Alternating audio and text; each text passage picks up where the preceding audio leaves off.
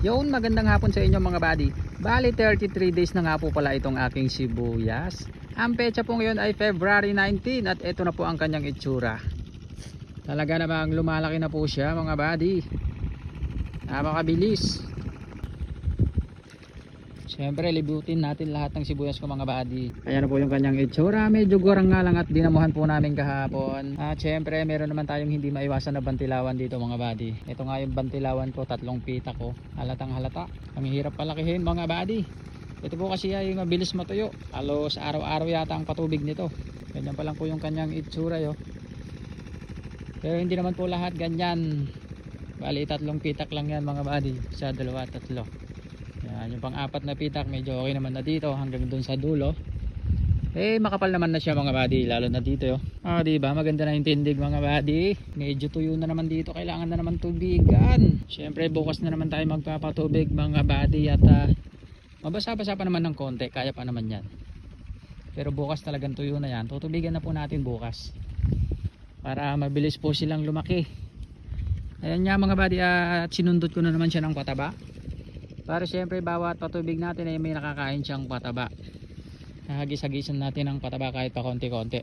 Dito naman mga buddy ay talagang madamo pa rin po. Hindi pa po namin natapos damuhan. Makapal pa rin po yung barsanga niya dito yo. 1, 2, 3, 4, 5, 6. 6 na pitak mga buddy, puro barsanga ang damo. Meron pang mga kamote. Ito lalaki na ng barsa kanyang mga body. Buti na nga lang po at malambot siyang bunutin.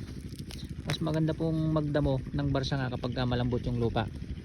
Mas maganda na naman siguro mga body kapag yung may tubig yung yung linang natin. Yung habang nagpapatubig tayo nagdadamo tayo ng ganito yo.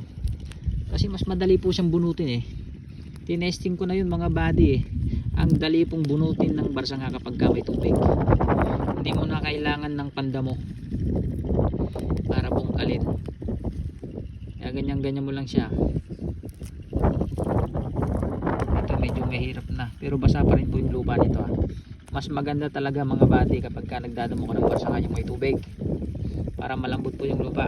Pagka medyo nakatabi na lang po sa sibuyas tulad nito, ito kasi yung barsanga tapos ito yung sibuyas, aalalayan mo na lang ng ganito para hindi po mahugot yung sibuyas, tsaka mo siya bubunutin.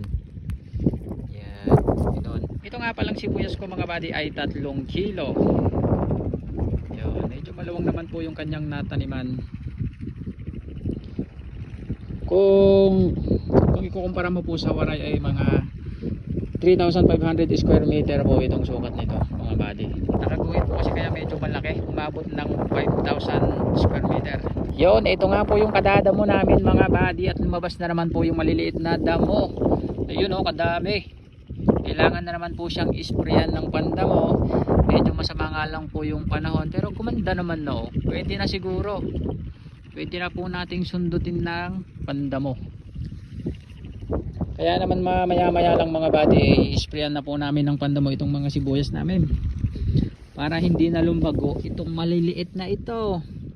Ang dami mga red tab Tsaka itong ang tawag dito?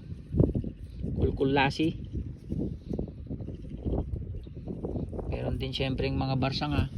Ito po talaga yung pinakamakapal na barsanga dito, itong panos na to.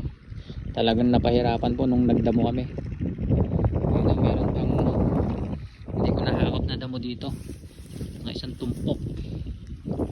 Yan, at dahil alas 3 na mga buddy, pwede na po tayong mag-spray ng pampatibay ng puno.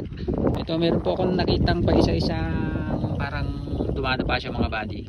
Kukontrahin po natin yan para tumayo uli siya na gano'n.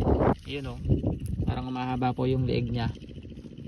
Yun, medyo kapag nag-spray tayo, medyo tututukan po natin siya ng konti. Tapos natin igaganon uli yung spray. Ganun lang naman ang technique dyan para hindi po magtuloy yung kanyang haba leeg. Yun nakikita nyo ba yan mga buddy? Napunta na pong haba leeg yun